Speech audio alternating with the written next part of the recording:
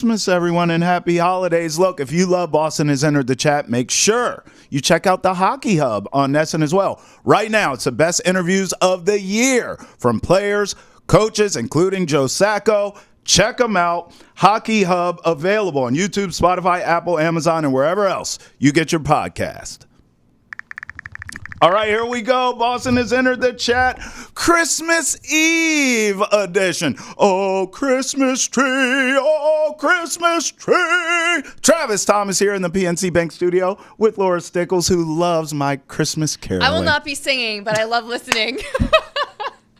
Come on, it's a caroling. You know, I was going to say, you look great, by the way. I look like the Grinch. I don't have anything what festive happened? on. We were told to be festive, and then you just show up like, what's going our on? Producer messaged us yesterday saying, like, oh, you know, so on our Christmas Eve, like, dress up. And I'm like, I literally don't have a Christmas sweater. I don't have a Santa hat. I don't have nothing. Oh. It makes me, like, I feel like it seems like I hate Christmas, but I don't. I actually really like Christmas.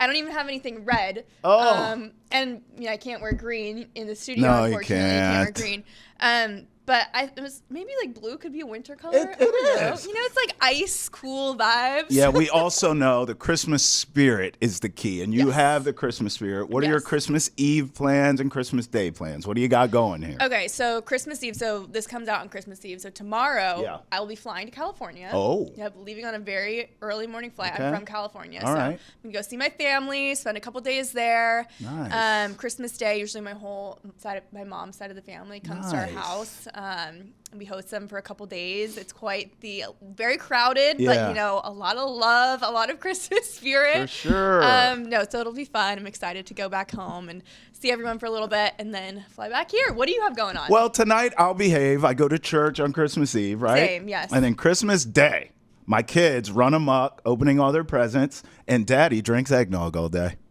That sounds like quite the day. I mean, come on. What did you? I don't know if you can share this, but like, what's the gift that your kids asked for this year? Oh, like, what's the cool thing that they want? They ask for all kinds of things, but here's what happens. Okay, Daddy looks at the budget. Okay. And Daddy gets what the budget says Daddy can get. So they'll have a good Christmas this year. There's been some lean years, Laura. Yes. There's been some lean years. This year is a good year, so they'll be happy for sure. Okay, amazing. That's and they're perfect. also at the age now I have to get gifts. Yeah. Like when they were a little bit younger, I could just give them boxes that the gifts came in, and they would play with those because they were so young.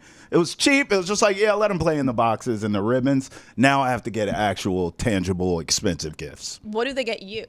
Not a damn thing. Hence why Daddy drinks eggnog all day and watches sports. Exactly. Right? Yeah, they give you a little bit of peace on Christmas, hopefully. Exactly. All right, coming up, it wasn't Walker Buehler's day off. We'll react to the Sox signing Buehler. Plus, Laura tells you why Christmas movies are so fetch, Gretchen. And as always, we'll give you our winners and losers from Week 16 in the NFL. Like how I did that? Yes, I did. I was like, that's a spoiler if I've ever heard one. Little spoiler alert. Well, people try to say it's not a Christmas movie. Yeah, we'll get to that. We'll get to that later. Yeah, stay tuned. As always, we're interactive. So email us, thechat@nesson.com.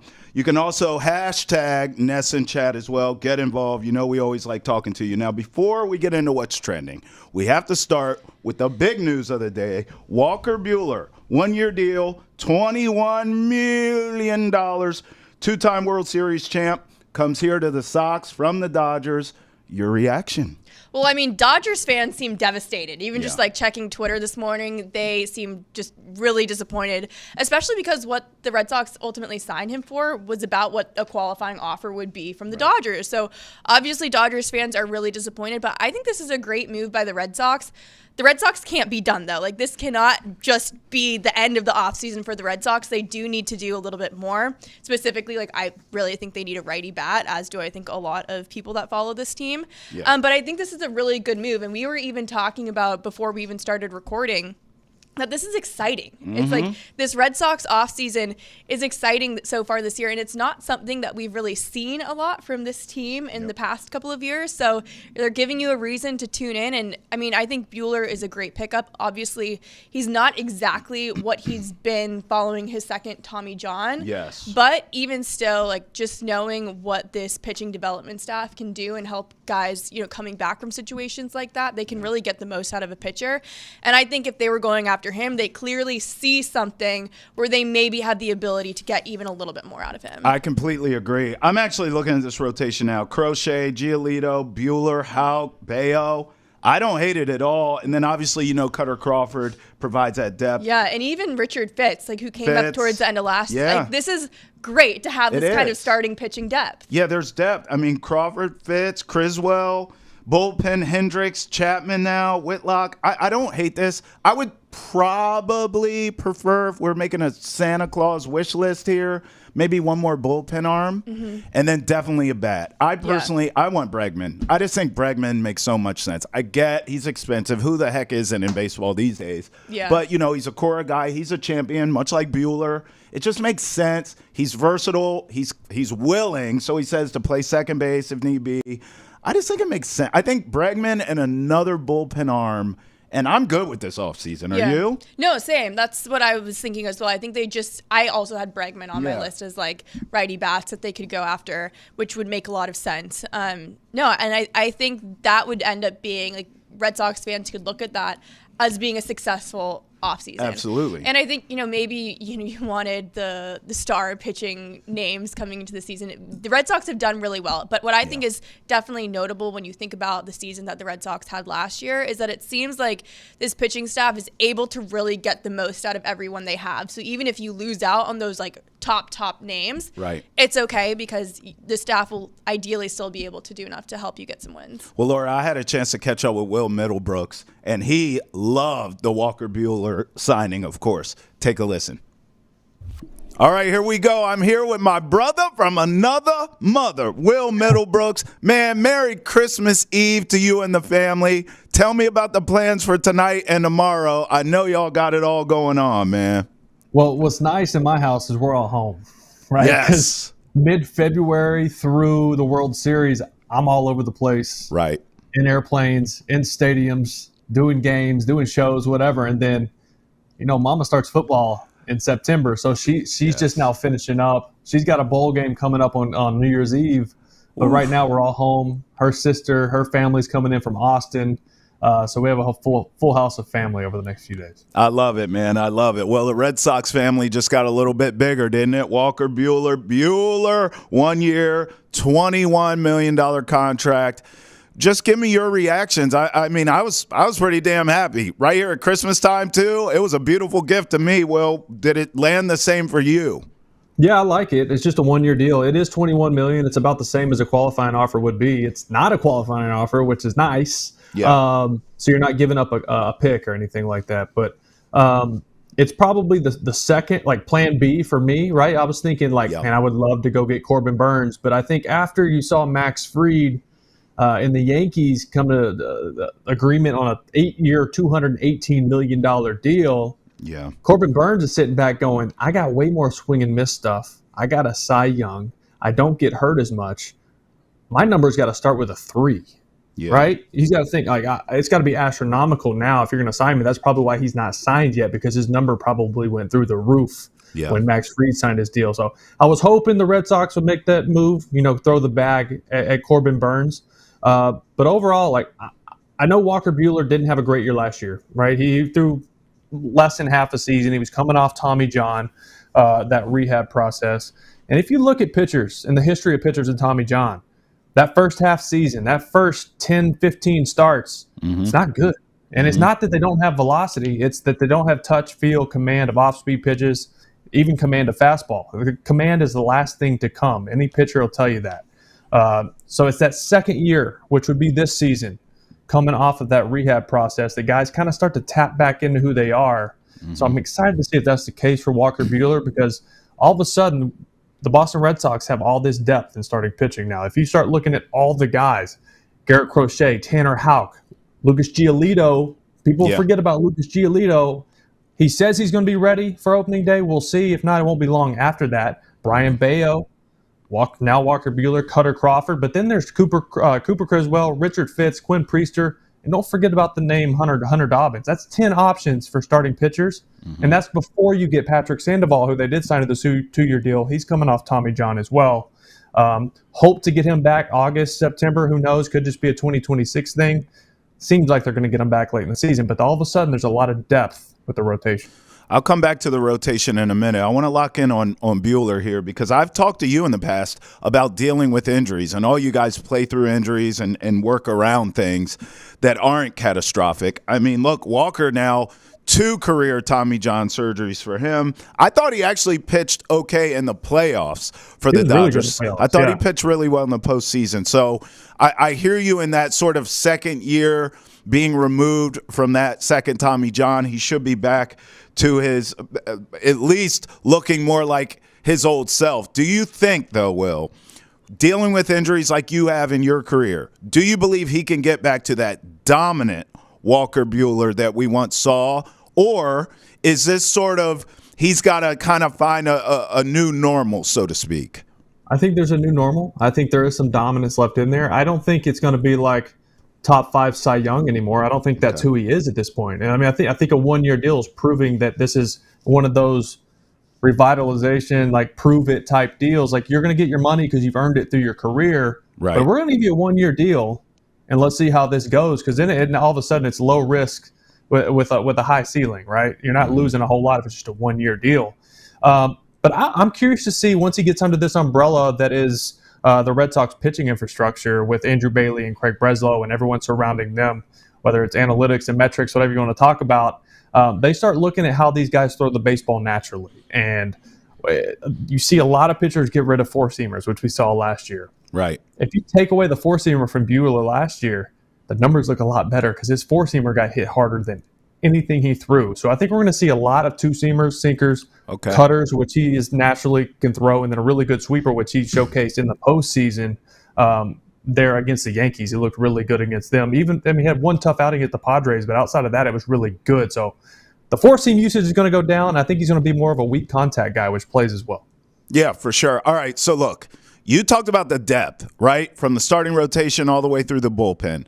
Let's lock in on this rotation, and let's assume health, because that's a big question mark always. But that's for every team around the league. So let's assume health, and all these guys are healthy. Crochet, Giolito, Buehler, Houck, Bayo. I mean, Will, what do you think of this starting rotation, assuming that they're all healthy? Assuming healthy, Cutter Crawford, who threw 182 innings last year and led the team in strikeouts with 175, is your sixth guy. Right.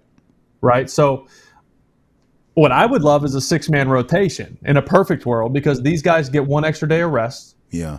They're going to get less starts in the season. I don't know how those guys individually feel about that, but if that one extra day of rest helps these guys be more fresh, I'm all for it. I don't know if Alex Cora is about that. That's something to worry about down the road. That's also assuming Giolito, to your point, is ready to go opening day. Sure. But I like it. I think Crochet is as advertised. Obviously, last year was his first year as a starting pitcher. He made 32 starts. Everyone talking about, well, he only threw 3 or 4 innings per start the last month. Well, he was on a pitch count. It was his first year starting, and that's a big bulk of innings. Right. And also, as a White Sox front office, you don't want this guy to get hurt when you know you're trying to move him for top-tier talent, minor league prospects, or big league-ready guys. That's right. If he's hurt, you're not going to get as much capital in the postseason when you move him. So they were protecting him there, too. We forget Tanner Houck was an all-star and was phenomenal for over half the season. Yep. When he kind of tailed off. These guys hit career highs in innings last year with Houck, Bayo, Crawford. These guys, hopefully that's their new baseline, and they just kind of take off from there, because Houck's stuff was phenomenal. He made some – Lenny DiNardo did a really good promo early in the year, showing what changes Houck made to his delivery, and he's more consistently in the strike zone, which helped him big time. Cutter Crawford just eats innings. Right, yeah. And Giolito's always been that guy in his career too. Workhorse. He's going to go out there and give you 180 to 200. Yeah. And you hope that's what you get. You don't know if you're going to get that first year following Tommy John, but you hope to just have at least for more than half a season a guy in Giolito who can be dominant, which he could be at times. And then Brian Bayo. This is my guy this year. Me too. I really do. There was that. Part of playing in Boston is having a lot of pressure on you as a young guy with a lot of potential. But the Pedro comparisons, I think, really were tough for him. Yep. I understand the comparisons. The charisma on the mound, the really good two-seam fastball, the really good changeup like Pedro had, in Dominican, I get it. Mm-hmm. But that was a lot for him to try to live up to. Let's let him be Brian Bayo and see what that can be. Because I think he has He made a lot of growth last year mentally, emotionally, and now it's time for the physical stuff to catch up to that. And I think he's got the stuff to be really good. I completely agree with you. I'm big on Bayo this year as well. And by the way, he pitches well against the Yankees, which, I mean, what else do you need from a kid, right? So I'm with you on that. And the Crochet thing, I've been telling people too. I mean, some of this stuff, he's got to be so thrilled to just be the hell out of the Chicago White Sox organization. It's so hard to play on a bad team. Oh, my God. Especially if you're a star player, right? Like, you're Right. like, man, like, I'm going out here, I'm literally pitching for myself. Yes. For Yes. all these other teams to pick me up. This means nothing for my team. And, you know, we have to dig too deep into this, but like when you are just like inset on a team and it's like the team first and you come second, Right. you tap into more of yourself, which to get back to like our 2013 team, that was it. Like we outperformed what we were supposed to do because we cared about each other. That's but right. when you're on a terrible team, that's arguably the worst team of all time. I think they just missed it by like a game, but it's like that's so hard to go to the ballpark and like pull for your teammates and be a good teammate when you're like, I just got to play and get out of here. Yeah, they might have missed the record, Will, but that is the worst G-damn team I've ever seen in my life. I don't care about the record. That was the worst damn product I've ever seen. And some of this, he's just got to be happy to be somewhere where he's wanted and he can win games, to your point. I like your six-man. Exactly. I like your six-man rotation idea. I mean, are they done then with starting pitchers, you think, this offseason? I think so. Okay. I think so. I started looking at like what I don't think they need more starting pitching, which I didn't think I would say. Like I said, I wish they went Corbin Burns. I think the second best route was Buehler or like a Jack Flaherty, but I think Jack Flaherty was going to ask for more years, and I don't think they wanted to make that commitment. So right now, I like what Craig Breslow's done. Right? Have they made that massive splash? I wouldn't count Crochet as like, I mean, that's a big splash. It's a big trade. But like, they haven't opened up the wallet, right? And like thrown money at guys. But that's not a Craig Breslow thing. That's a front office. That's an ownership. That's an ownership issue, as if not throwing the money at guys. That's not on Breslow. He's seven. Here's your numbers. Go get these guys and get it done. So you start looking at right-handed bats, right? Teoscar Hernandez, Alex Bregman, which I would love, not only for his talent on the field and he would probably play second base, but he'd be a leader in the clubhouse, which is that's a big void of this team. Trevor Story's that guy, but he's been hurt a lot, and it's hard for you to have that power in the clubhouse when you're not on the field. Raffy Devers makes $300 million, but that's not who he is, and you're not going to ask him to be somebody he's not. If he's uncomfortable, he's not going to perform as well. So you're not going to ask him to do that, even though you would think that comes with the territory with that type of money. I would love Bregman, but his market is through the roof right now at like $200 million. So who knows? And I want one more bullpen arm. Tanner Scott or Jeff Hoffman. Jeff Hoffman, the righty from Philly, like a 3-year deal for like 30, 35 would probably do it. He had 68 appearances last year, pitched with a 2.17 ERA. It was phenomenal. And Tanner Scott, we all know about Tanner Scott. He was arguably the best left-handed reliever in all the game. Okay, so if I'm reading this right, on Santa's wish list here, we're going one more bullpen arm. Look, I want Bregman bad. I mean, I look at him and Buehler as winners, World Series guys. Cora loves Bregman. And that matters, T. Travis, that matters so much in a clubhouse. It's still a really young clubhouse. There are some veterans mixed in, but there are some really young talent on this team. They're going to get even younger over the next couple of years when you start thinking about Roman Anthony and everybody that's coming up through this system. So you need these guys who've been there, done that, won these games, been on teams. They know how things work. They know how the clubhouses are run. They know how bus rides and plane flights, all this stuff goes on winning teams. Yeah. That matters. That is clubhouse culture still matters in 2024, 2025. It's not as analytical and metric driven as this game is. At the end of the day, you can have all the best players with all the best numbers. And if you don't have that trust and that love for each other and that chemistry in a clubhouse, you won't win, period. All right, let me ask you this. Santa's wish list, you're writing it, you're sending it to the North Pole Express because we got to get it tonight. Teoscar Hernandez or Bregman? Oh, I think Bregman's a better fit. Me too. And I think it's going to be really hard to get him Teoscar away from LA. I feel like he was he just coming off a World Series. He had a really good bet on himself season. Yeah. I don't think this front office is one to go out bid the Dodgers for somebody right now. Right. And I just Bregman gives you good defense too, which Teoscar doesn't, and the Boston Red Sox need a much better defensive play. So I would go Bregman there. In a perfect world, Tanner Scott's coming, but you got Aroldis Chapman, you have Justin Wilson, you have Bernardino. Like, there's lefties there already. Yeah. And I really like Jeff Hoffman. I think he's got phenomenal stuff to match it up there with like Slayton, Hendricks, Zach Kelly. Like, there's a lot of right-handed power pitchers, but can't ever have enough. Okay, bro. Throughout this interview, I'm constructing the letter to the big man. I'm going to send it up. So we got Bregman and a bullpen arm to be named later. I'm going to send this up. Will, I mean, this team has been competing for a wild card spot, that final wild card spot, into August, the last few seasons here. I don't think they're that far off, right? Like, I think these moves, they can get there, right? They're not. The Orioles haven't done a lot, but they're also getting much healthier in their rotation.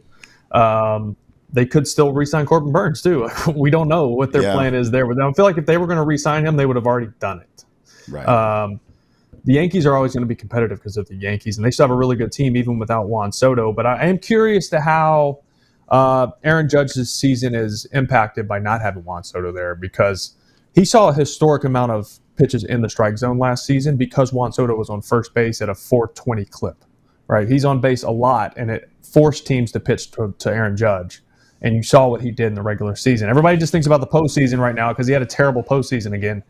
But he was dominant. After having a rough first month, he went on a 5-month rampage through Major League Baseball. So, obviously, they added Bellinger and some Max Fried and made some good moves. So they're still going to be a really tough team as well. So this division is going to stay tough. There he is, folks. Will Middlebrooks. He's a gift to us here on Boston has entered the chat. Merry Christmas to you and the family, brother. Thanks for joining us. Guys. Same to you. Good to see you, and I'm excited to get back in the office and see you guys. I can't wait, brother. See you soon.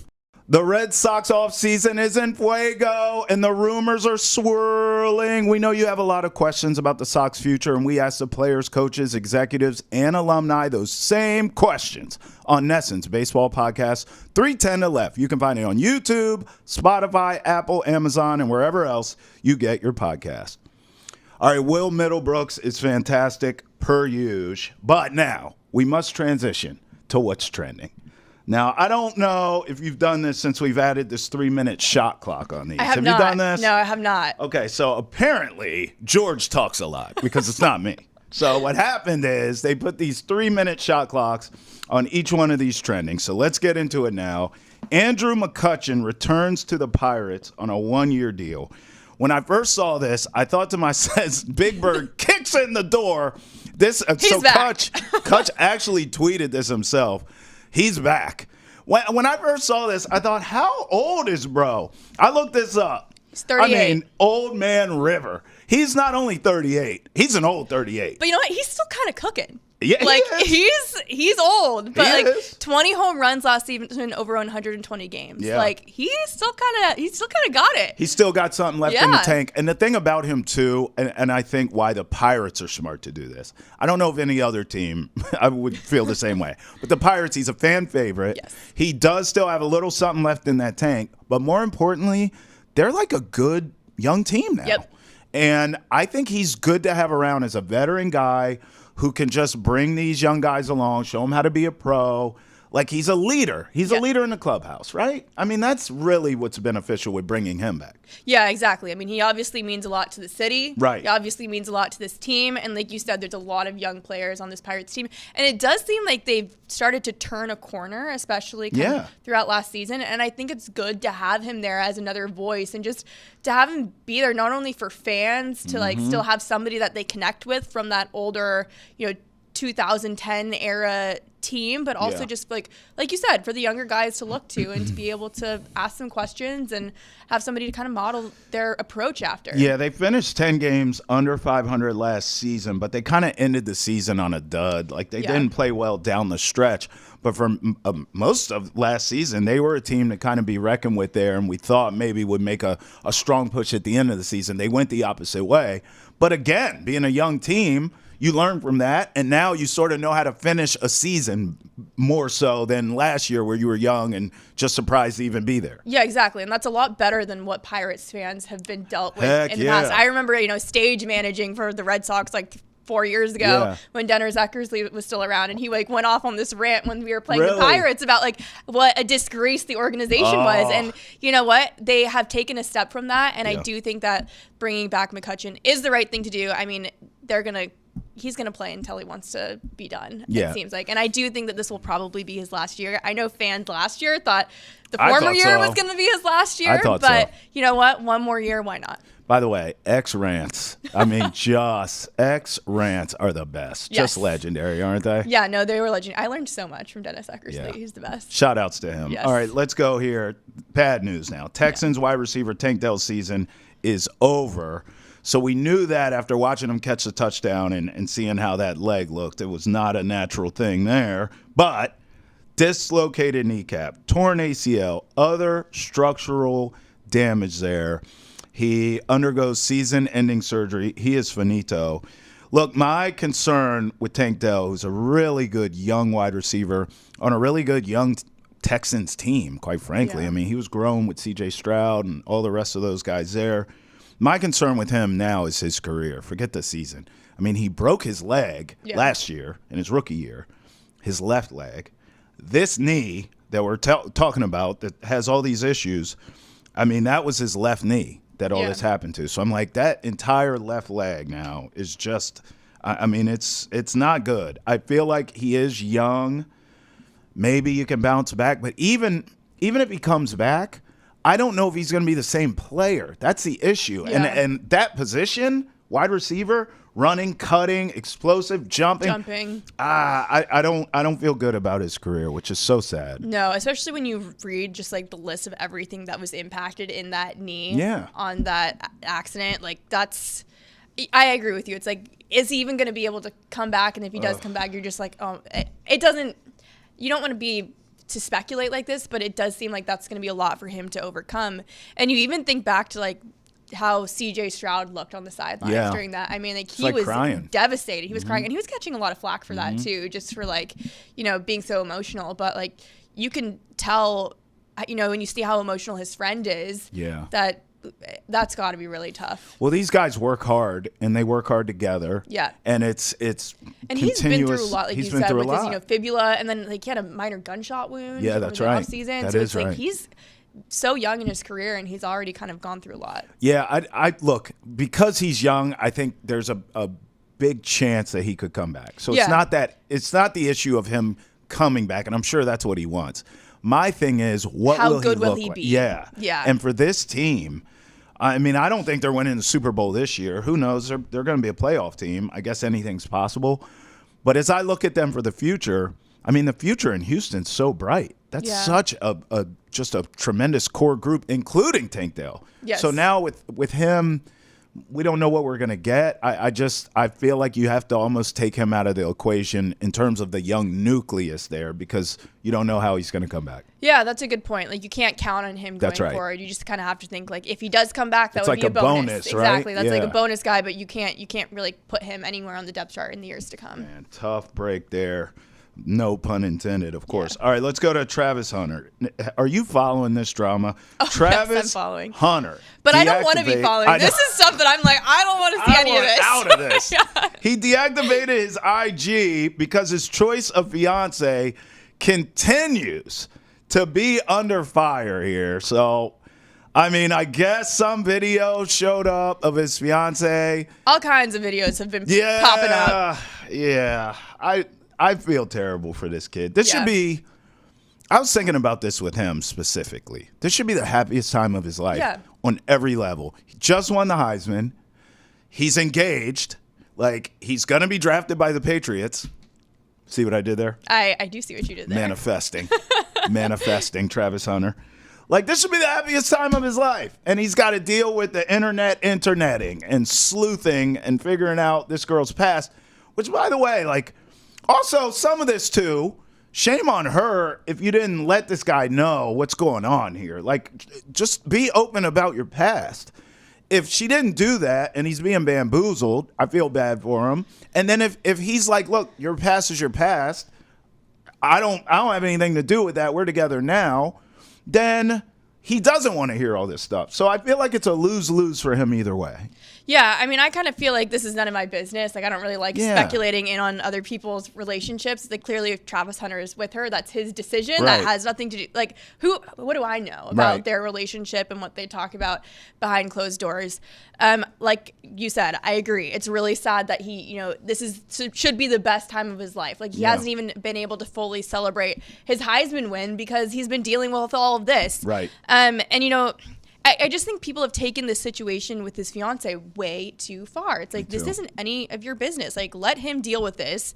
And you got to think about it too. It's like, would any of this have been happening if like she stood up just a couple seconds faster at the Heisman ceremony instead of like Deion Sanders standing up faster than her? It's like, would any of this really be happening? And I think it's frustrating. I think it's pretty unwarranted because it's like I said, it's nobody's business. It's like it doesn't matter. The one thing I will say is like, I think both of them could use a little bit of media training on how to handle some of these situations when you are at an awards event. Like, this is how you need to behave and react. So all the cameras are on you. Exactly. This is probably the first time in both of their lives really that they have had this kind of media attention surrounding them.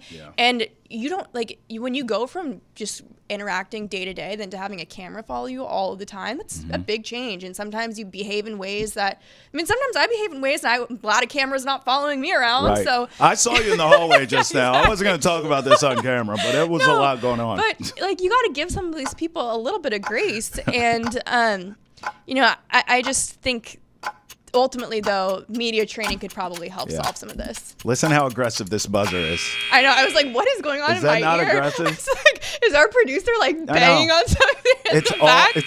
It's not me. It's George. It's all because of George. Well, I follow the rules around here. Everyone knows that. Come on. I'm in a Santa hat.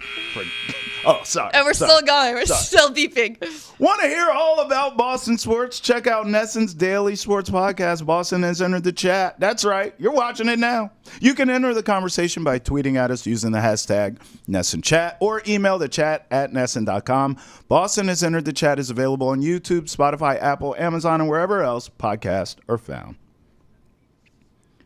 All right, let's get some football action. NFL winners and losers of Week 16.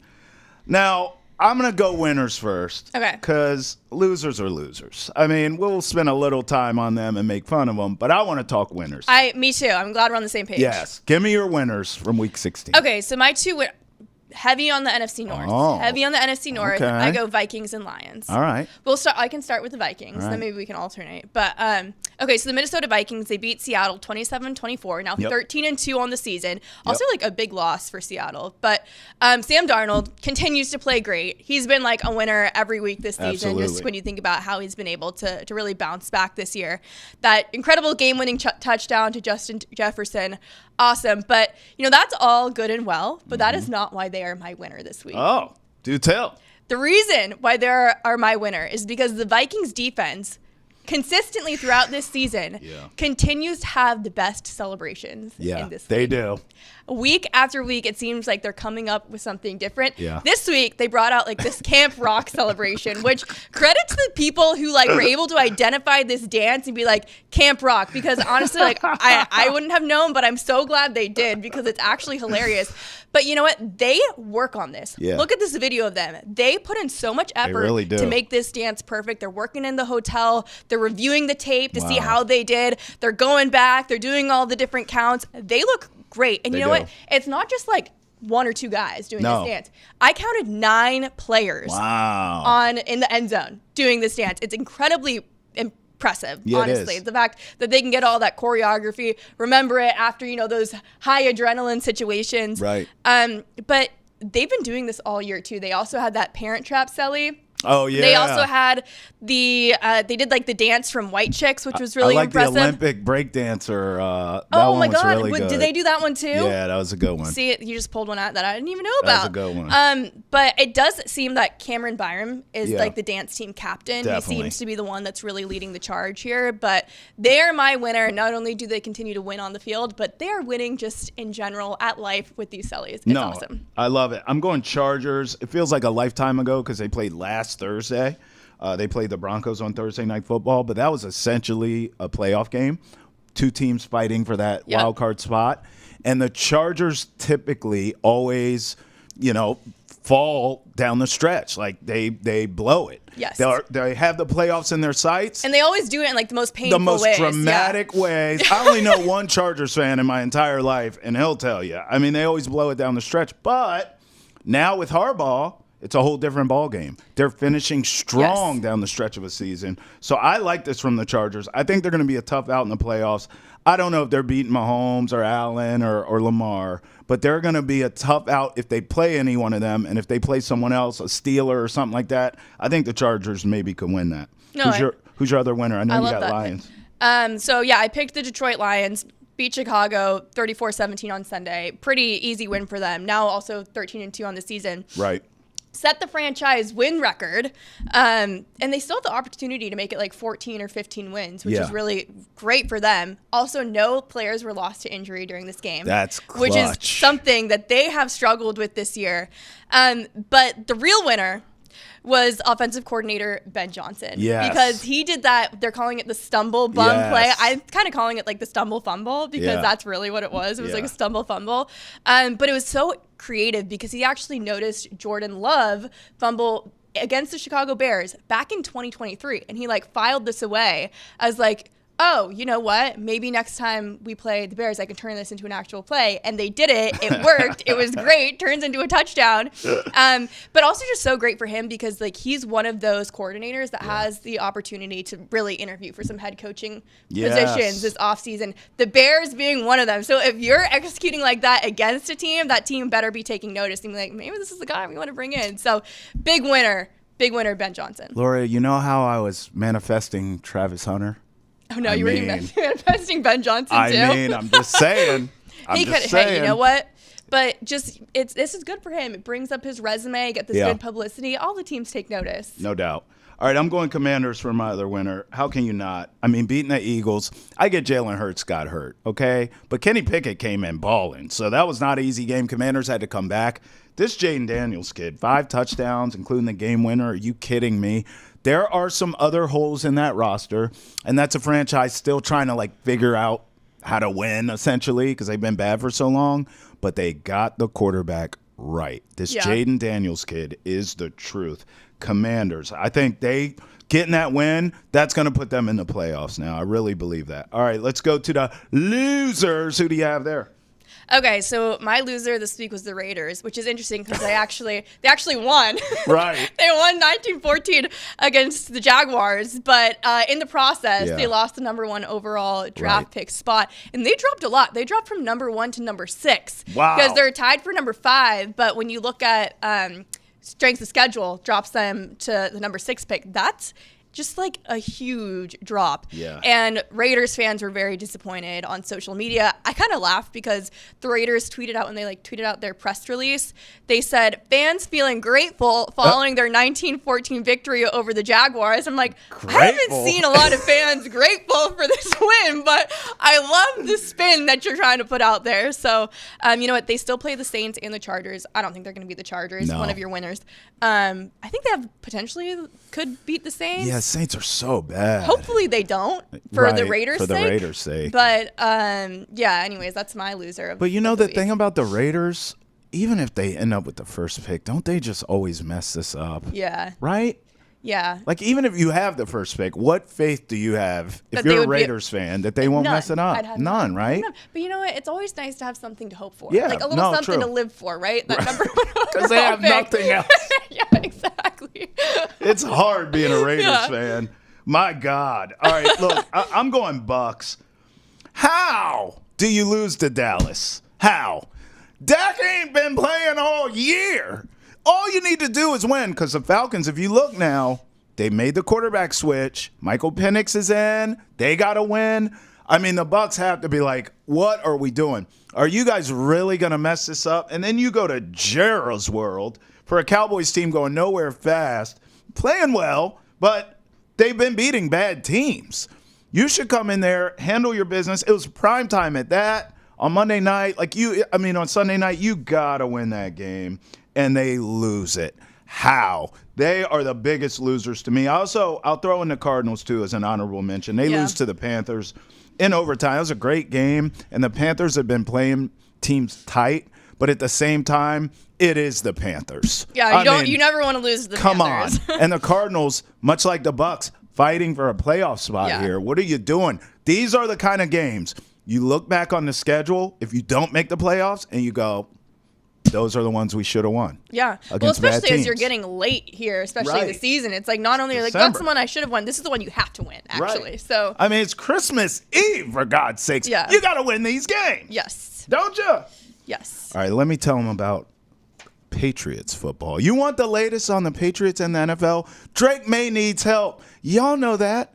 This brother's doing everything. He's throwing touchdowns. He's running past defenders. Hell, he might as well be working concessions. Join us as we discuss how he can get some help on Nesson's football podcast, Foxborough Rush. It's available on YouTube, Spotify, Apple, Amazon, and wherever else podcasts are found. I mean, how do you feel about Drake May doing everything?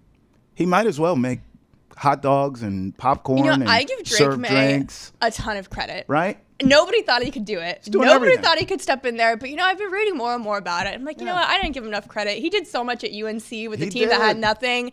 You'd think that, obviously the NFL is like a huge jump. But, I mean, credit to him for making, like, lemons out of nothing. Out of literally nothing. Or lemonade out of nothing.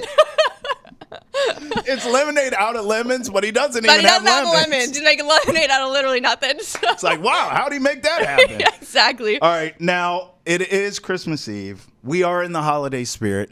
She's wearing ice blue for the winter. Exactly. I'm wearing a Santa hat.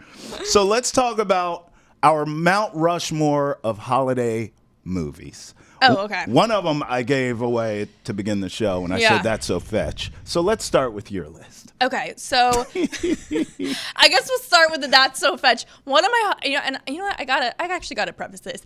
I'm not an expert on holiday movies. Okay. That's partly why this movie ended up on my Mount Rushmore of movies, because I don't think I've watched a holiday movie in like 10 years. Wow. Yeah, 'cause I was having a hard time coming up with some of these. Yeah. And last night when our producer says like, oh, we're going to do Mount Rushmore of holiday movies, I'm like, do I sit down and watch them so I can like be an expert? What did I miss the last 10 years? Exactly. So you know what? I'm just going to be honest and I'm going to do the best I can. So one of my holiday movies, and this gets some debate, like is it a holiday movie or not? Is Mean Girls, because there's the holiday little concert talent show situation, which is an incredible scene. Yeah. I think it should be a holiday movie. I love the movie too, so that's definitely very high on my list of Mount Rushmore. I mean, do you think it should be a holiday movie? I love Mean Girls, so it can be on any list at once. I'm a Mean Girls fan, which is why I was able to make that joke off the top. Yes, very impressive. I'm still to this day trying to make fetch a thing.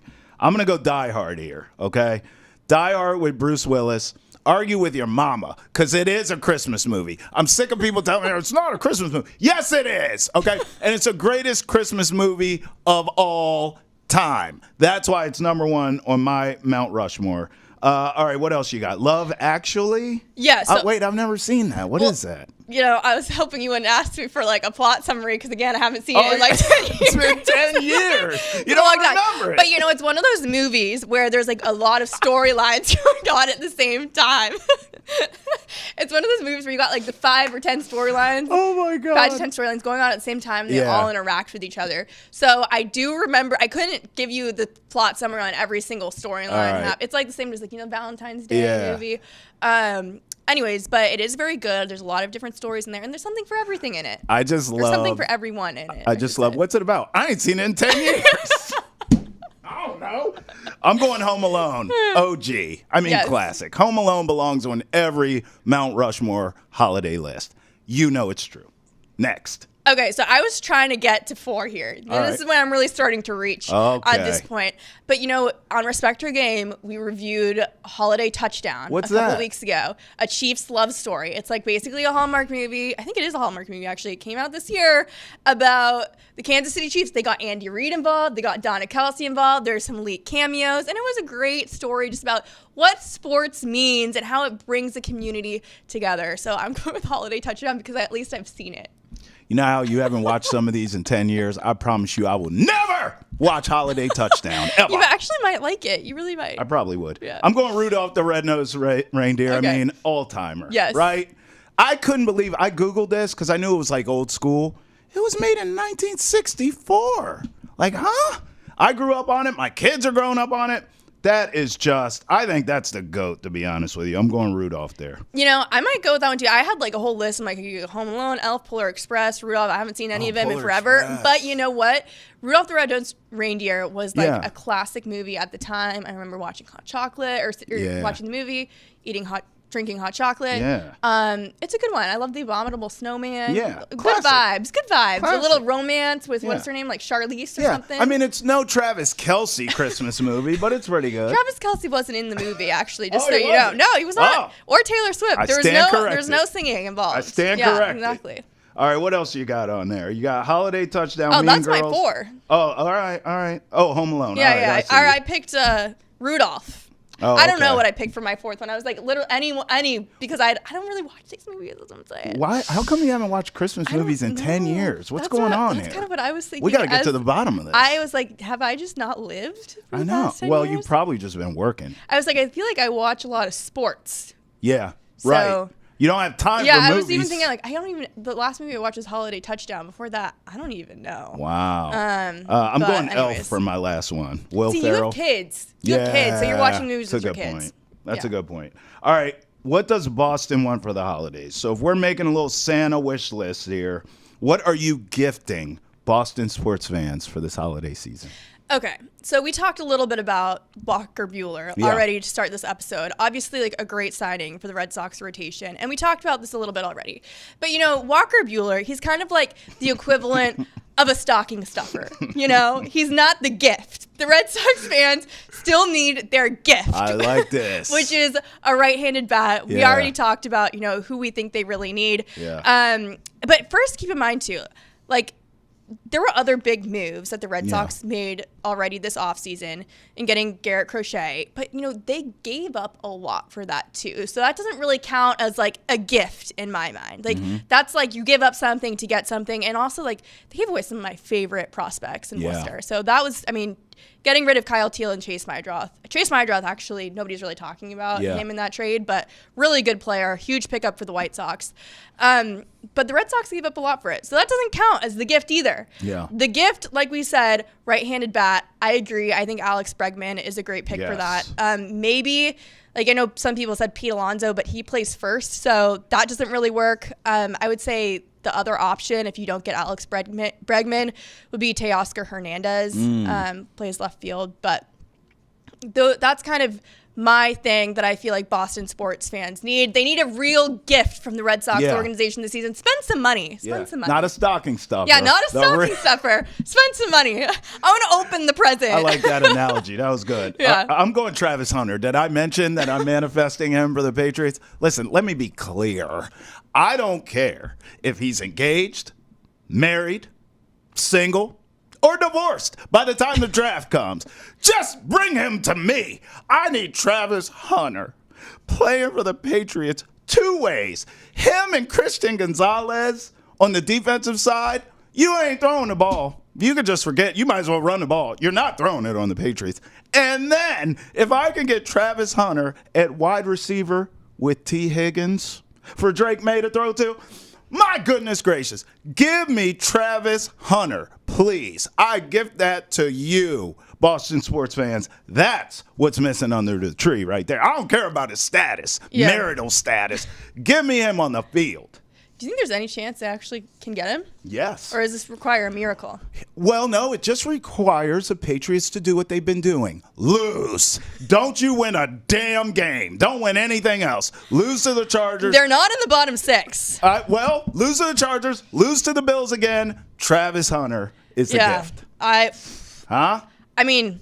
Don't pull the Raiders. Don't go winning. That would require a little bit of a Christmas miracle as well, I think. But, we can hope. This is all what we want. This is our desires, right? Right. All right. For the Bruins fans out there, they need a trade for a scoring threat. This is not like Major League Baseball where you can just spend money galore. So you're gonna have to give something up for this. And I hate to say it, but I think Trent Frederick's got to go. Yeah. He's been such a good Bruin for so long, but he's just not that type of scoring threat. He doesn't have that type of offensive capability. He can score, which is good, but he's not that really for the Bruins, which sucks because he's come up through the Boston system. He's really been able to develop, and he plays the game so hard. But I think he would fit really well on the San Jose Sharks, where they have a lot of really young talent that could use some protection. And in return, you could get somebody like Mikael Granlund, who has been their top center on that team, who's been kind of like overperforming a little bit where he was projected to just in terms of points and scoring per game over really the last season and a half. So I think he could potentially be a good fit on the Bruins, especially because Elias Lindholm hasn't really been what the Bruins were hoping he would be. They could potentially use another center to maybe come in. And I think with Granlund, you're kind of at the point where it's like, well, maybe you could use a little bit. You would want him to even outperform a little bit what he's been doing with the Sharks, but you're probably on a team with better talent. So that's my wish for the Bruins. It's a pretty good Christmas wish list for Boston sports fans. I mean, listen, all you have to do now on your flight back home to Cali is pop in a Christmas movie and just watch a Christmas movie. It's been a while. It's been the Kansas City Chiefs Christmas for you, but I think it's time to expand the horizons, catch up on some Christmas movies over the last 10 years. There's one movie that I actually really have to see because I nanny. It's not a Christmas movie, unfortunately.